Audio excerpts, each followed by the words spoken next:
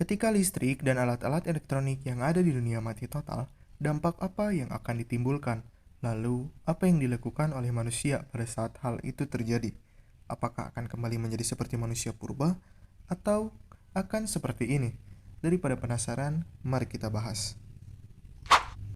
Perkembangan teknologi yang pesat tidak dapat kita pungkiri, di mana banyak sekali teknologi-teknologi baru yang bermunculan hampir di setiap tahunnya, terutama di negara-negara maju seperti Jepang, Amerika, dan lain sebagainya, di mana semua sudah serba digital, alat elektronik di mana-mana, kerja dengan mesin, kesana kemari dengan menggunakan mesin, makan dan minum dilayani mesin, tidur pun tidak terlepas dari mesin.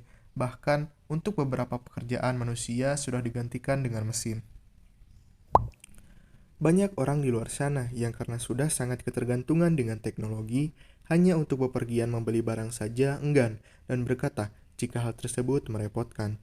Lalu, apa dampaknya ketika seluruh listrik, alat elektronik, serta mesin mati total dan tidak bisa digunakan? Pada hari pertama, sebagian orang akan panik karena tertinggalnya informasi, pekerjaan yang terhambat, bahkan transportasi tidak bisa digunakan, yang menyebabkan semua orang harus berjalan kaki atau menaiki kendaraan yang tidak menggunakan listrik seperti sepeda. Di lain sisi, ibu-ibu di rumah yang merasa bahwa pemadaman listrik ini akan lama pun berbondong-bondong membeli lilin untuk penerangan di malam hari.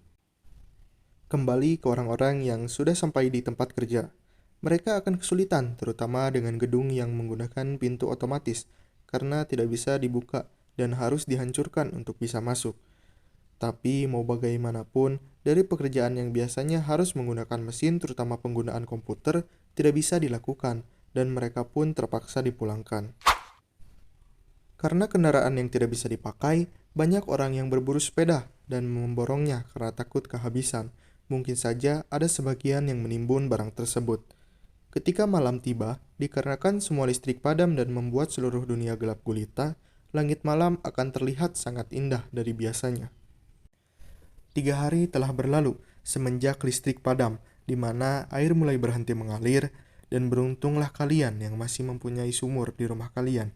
Selain persediaan air yang mulai sedikit, karena listrik yang mati, kita juga tidak bisa mengambil uang di ATM, dan jika ingin mengambil langsung ke bank pun akan sulit karena ramai dan dibatasi penarikannya.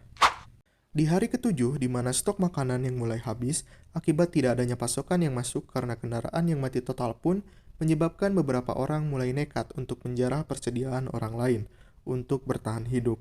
Orang-orang perantau yang mau pulang ke desa mereka masing-masing pun dibuat berpikir 2 kali karena tidak ada kendaraan yang bisa digunakan kecuali sepeda saja.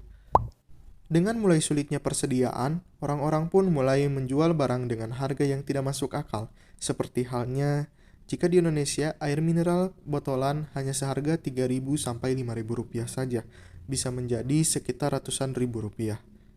Bahkan ada beberapa orang dengan terpaksa harus memakan kecoa, serangga kecil, bahkan tikus yang bisa mereka temukan untuk bertahan hidup.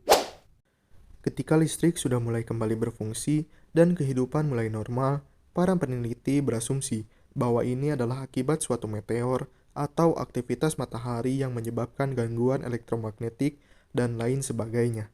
Bahkan, ada beberapa orang yang menyangka bahwa ini tindakan suatu organisasi sesat yang bertujuan membunuh sebagian penduduk bumi secara perlahan selayaknya Thanos pada film Avenger. Dan itulah sekiranya jika listrik dan alat-alat elektronik mati total.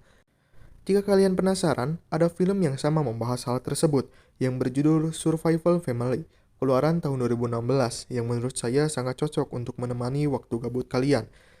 Sekian, saya undur diri sampai bertemu di video lainnya. Bye-bye.